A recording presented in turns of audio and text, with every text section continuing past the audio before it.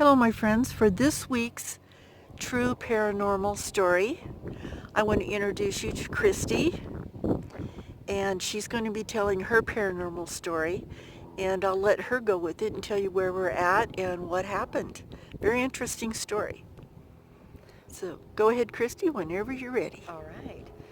Okay, so in March this year, we had a family member that had surgery, and I took it upon myself to drive up to his place every day to give him a shot for 30 days.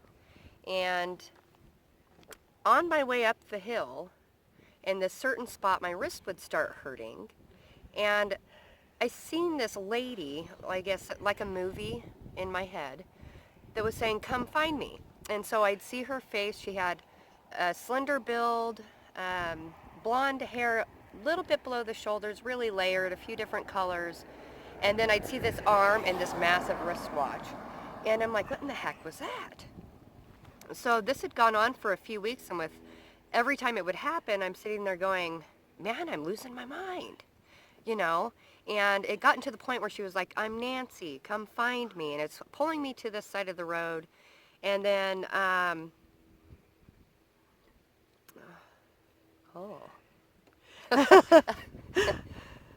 it was the very last week of me coming up, and she's showing me a cross on the side of the road. And I'm like, well, there is no cross on the side of the road. And I'm seeing a tree, a cottonwood tree, which around here, that is our state tree. They are everywhere. And it had water around it. And I seen like a grill to a vehicle by the tree. So I was assuming that that's where the accident had happened. I was seeing orange flowers and some debris off to the right. And she was just really pressing the, "Hey, come find me. I'm Nancy." And then I was picking up on a last name of Vance something, and I couldn't figure it out. So I finally was so frustrated with it and felt like I was just losing my mind that I called my husband and I said, I'd gotten to our relative's home, and I said, "Please look this up for me. I can't handle it anymore."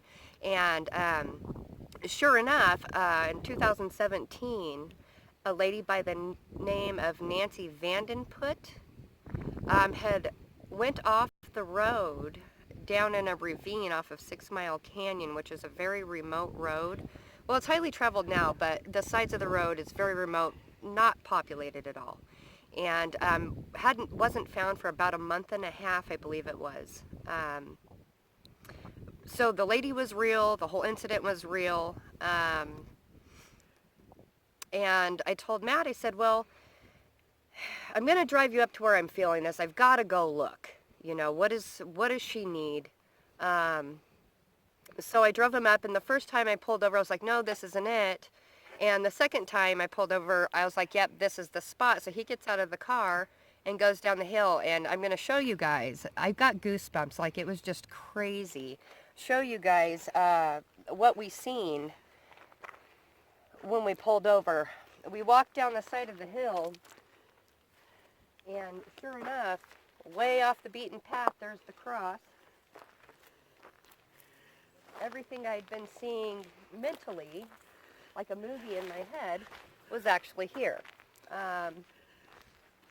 Now, ultimately, I ended up, I guess, telepathically speaking with her and letting her know that she had been found, and that it was okay to be at peace now. And I haven't heard from her since. Everything's all right. But the fact that I even went through it is just mind-blowing and a little confusing.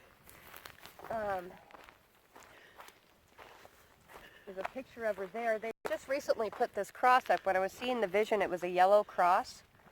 And as you can tell, the wood behind it where they had the previous crosses, it was yellow. And then down the hill, when we came this spring, there was water on the side of that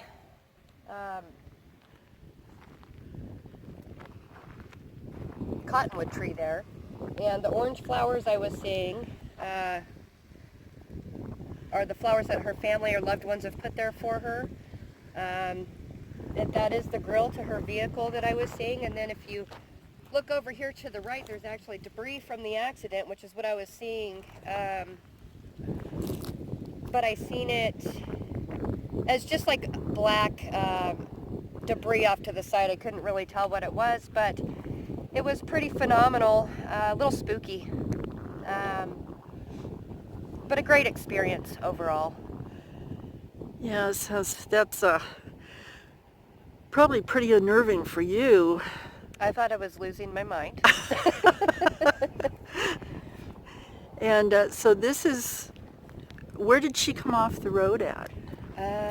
You know, ironically, they still have the caution tape where she'd went off the road. And I was never able to figure out why my arm hurt so bad and the big wristwatch, so that's left for up to everybody's imagination.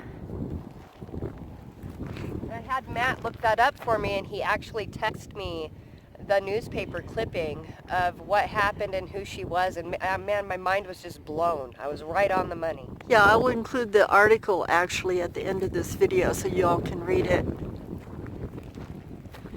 We'll go up here to the road so she can show us where the car went off. Oh, I didn't pick the best way there.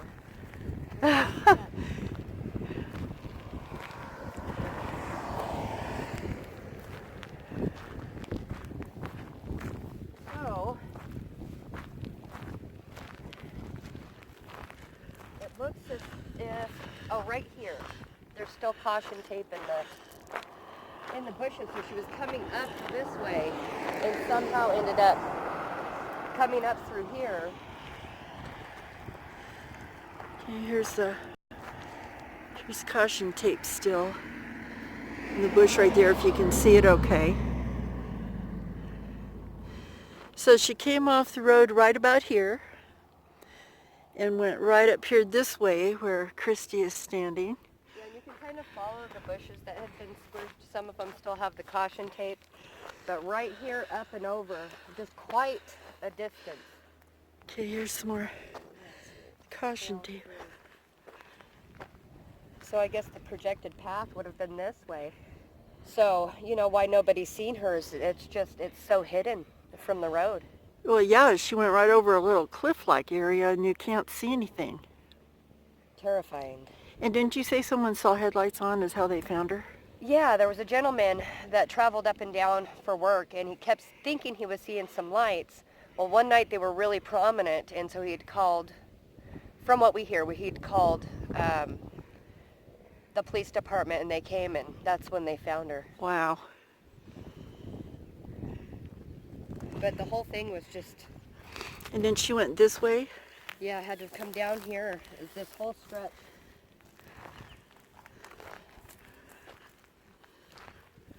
See, there's still squished. This is like right here. This would have been one of the tires. There. Just a straight up path this way. Whoa. This is a little bit uneven terrain here, isn't it? It is. Be very careful. Okay. You know what's surprising is when Matt and I were looking at this, like that shrub right there with brakes should have stopped somebody from going over the edge. I mean, what a plummet. Just, I couldn't imagine. And it looks like she went down right here where the tree's broken and parts of the vehicle are down there. But they put her shrine in a really beautiful area. Oh, look, you can still see like black. Yeah, that was the debris that I was seeing, like... In your head. Yeah, playing like a movie. Wow, look at that. You can tell there was a wreck down there. That's amazing. My first, and hopefully only, clairvoyant moment. Yeah, because those aren't fun. No, I literally thought I was losing my mind. Yeah. And I think the reason there was probably just to help her know that she's been found, to help her be at rest. Yeah, and I'll walk over here so we can see the memorial a little bit. Oh, my son's down there.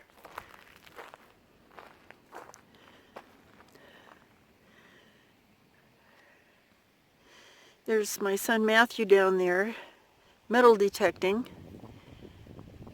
And here's her memorial. That's her actual car bumper, right? Christy? That's her actual car bumper, right? Yes. Yeah. There's news clippings as well of the vehicle. We'll get it all together for the... Yeah, and we're going to put the article at the end of this video so you can actually read where they found her. Now, they were thinking that it might have been, look at that, they made like a little grave and everything and flowers. And her boyfriend is the one that keeps this site up. So it's really sad.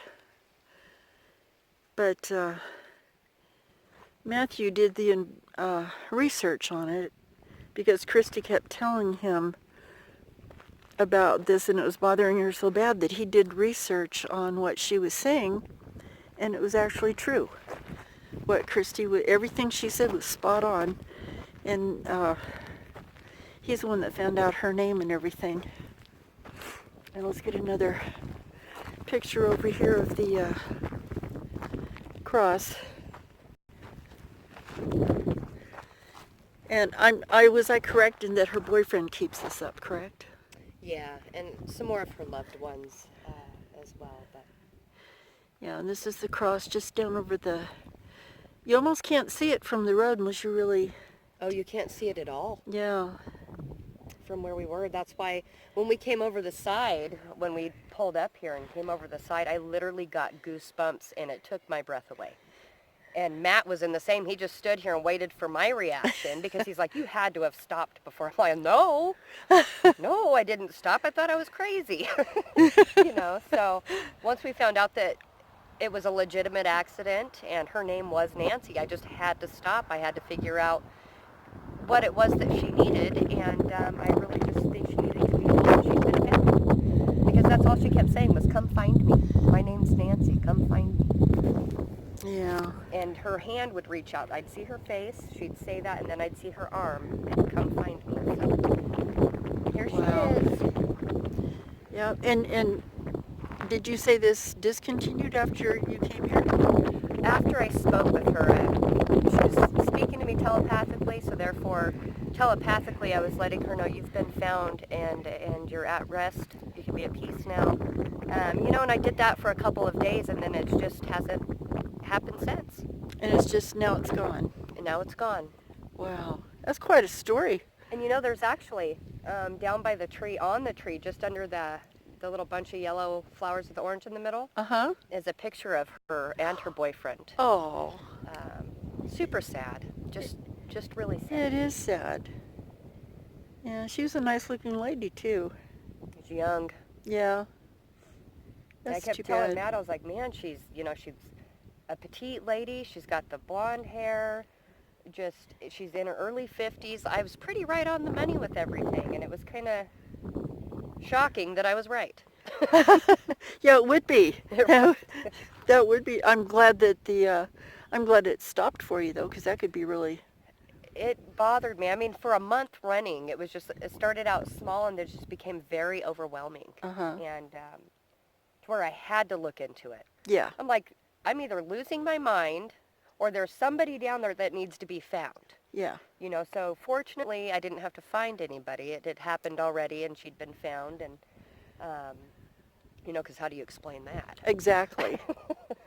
That's the thing about if you know something and you go to the police about it, you go because you want to help, but immediately you become number one suspect. Right. Because you know too many details. I've heard of that happening too often. A few times, yeah. Yeah. Because people, you want to help, but if you know too much, then you become the suspect. Right. Well, and see, I've always picked up on energy, almost empathic, if you will. I don't really label myself. These are just things that have always happened to me my whole life. And so I can pick up on energies from an accident or a real traumatic event that maybe happened in an area.